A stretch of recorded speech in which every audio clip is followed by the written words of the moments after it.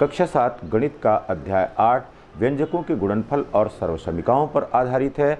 और आज के वीडियो में हम लोग चर्चा करेंगे दक्षता अभ्यास 8 के क्वेश्चन नंबर 19 और 20 पर। केवल 2 प्रश्नों पर चर्चा होगी। यहाँ पर क्वेश्चन नंबर 19 में कह रहा है कि निम्नलिखित को सरल कीजिए, सिंप्लीफाई कीजिए। तो यहाँ पर अब 19 के पहले भाग में कह रहा है कि a into B minus C plus B into C minus A plus C into A minus B. तो आपको पता है कि जब कोई एक पदी व्यंजक होता है और दूसरा जो है द्विपदी या बहुपदी व्यंजक होता है, तो एक पदी व्यंजक के पद का बहुपदी व्यंजक के समस्त पदों में गुणा करते हैं, चिन्हों का ध्यान रखते हुए। तो अब यहाँ पर देखिए, जब गुणा करेंगे a का b के साथ तो ये हो जाएगा ab, फिर a का गुणा यहाँ पर माइनस सी के साथ, यहाँ पर ये हो गया माइनस ए सी, प्लस यहाँ पर b का गुणा c के साथ ये हो गया बी सी। फिर देखिए यहाँ पर प्लस है, यहाँ माइनस है, माइनस हो गया, ये हो गया बी ए या ए बी। फिर देखिए प्लस यहाँ पर c इंटू ए, तो ये हो गया c इंटू ए। फिर प्लस और माइनस है, यहाँ पर माइनस हो गया और ये हो गया सी बी।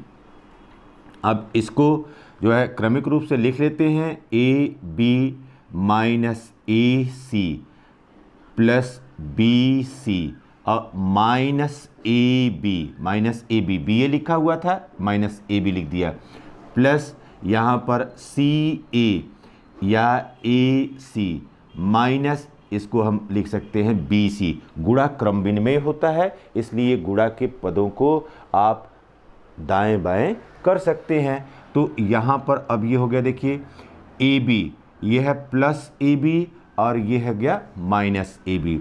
फिर माइनस ए सी है, प्लस ए सी है, फिर प्लस बी सी है, माइनस बी सी है। समस्त पद कट गए और यहाँ पर परिणाम हमको क्या मिल गया? परिणाम यहाँ पर हमको 0 के बराबर मिल गया। फिर देखिए क्वेश्चन नंबर 19 के दूसरे में कह रहा है x into 2y minus 3z plus y into 3z minus 2x plus 3z into x minus Y.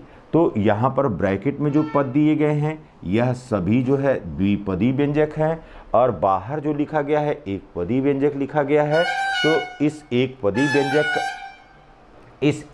व्यंजक का यहाँ पर बहुपदी व्यंजक के प्रत्येक पद के साथ गुणा करना पड़ेगा। तो अब यहाँ पर देखिए ये क्या हुआ, x इंटू और 2y, तो ये हो गया 2 into x y, 2 into x y. फिर देखिए प्लस है माइनस है, यहाँ पर माइनस हो गया, फिर ये हो गया 3 इंटू और एक्स जेड, ये हो गया एक्स जेड। फिर देखिए बेटा यहाँ पर प्लस है, ये हो गया प्लस, फिर यहाँ पर y इंटू 3z, तो ये हो गया 3 इंटू और ये हो गया वाई जेड। फिर देखिए प्लस है माइनस है, यहाँ पर माइनस हो गया। फिर देखिए यहाँ पर अब हो गया 2 इंटू और वाई एक्स, इसको लिख सकते हैं एक्स वाई। फिर देखिए प्लस यहाँ पर 3z, तो ये हो गया 3x जेड, जेड एक्स लिखिए या एक्स जेड लिखिए। फिर देखिए प्लस माइनस माइनस हो गया और यहाँ पर 3 है, ये हो गया 3 और ये हो गया वाई जेड या जेड वाई। अब देखिए 2xy plus 2xy minus 2xy, ये पद कट गया। फिर माइनस 3xz माइनस 3xz और यहाँ पर प्लस 3xz, ये पद कट गया, प्लस 3yz और माइनस 3yz। तो परिणाम यहाँ पर क्या मिल गया? परिणाम यहाँ पर हमको 0 मिल गया। तो इसको सरल किया या सिंप्लीफाई किया तो परिणाम जो हमको मिला वह 0 के बराबर मिला। फिर देखिए क्वेश्चन नंबर 20 में कह रहा है कि यदि x प्लस 1/x बराबर 10/3 हो तो x square plus 1/x square का मान ज्ञात कीजिए। यहाँ पर दिया गया है x plus 1/x, x plus 1/x is equal to 10/3 के। तो हमको ज्ञात क्या करना है, तो एक्स स्क्वायर प्लस 1/x², इसका मान कितने के बराबर होगा। अब यहाँ पर देखिए बेटा, x plus 1/x is equal to 10/3 दिया गया है। ये हमारा इक्वेशन 1 हो गया। अब क्या करें, दोनों पक्षों का वर्ग करने पर, दोनों पक्षों का वर्ग करने पर यहाँ पर हो गया x प्लस 1/x का होल स्क्वायर प्लस यहाँ पर बराबर हो गया 10/3 का होल स्क्वायर।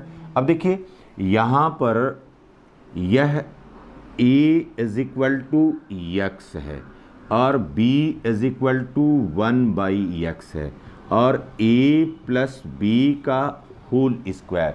तो a प्लस b का होल स्क्वायर किसके बराबर होता है, यह बराबर होता है a² plus b² plus 2ab के। ये आपने ध्यान रखना है सर्वसमीका का।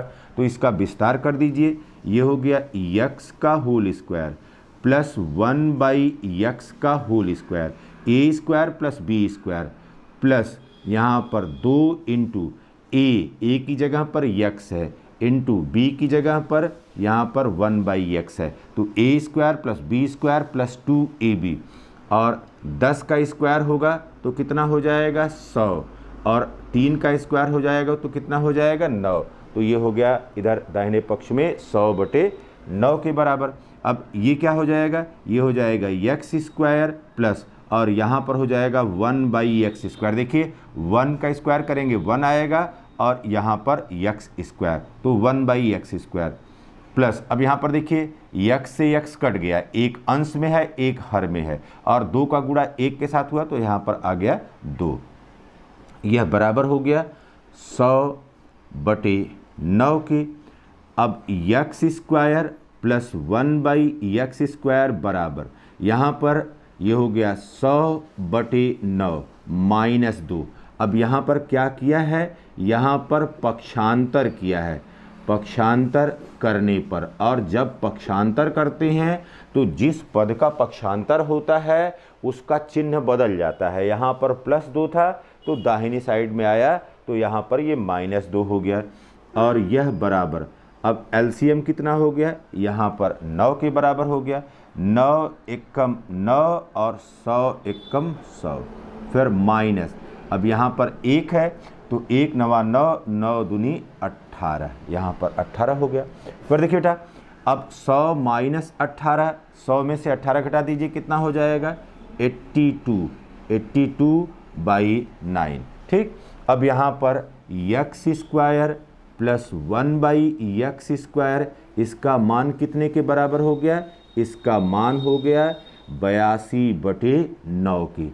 तो इस तरह के जब प्रश्न दिए गए रहते हैं तो इन प्रश्नों में आपको ध्यान रखना है कि कैसे हमने सर्वसमीका को पहचानना है, सर्वसमीका का उपयोग करना है, एप्लीकेशन करना है और फिर जो पूछ रहा है आपसे उसका मान आपको ज्ञात करना है।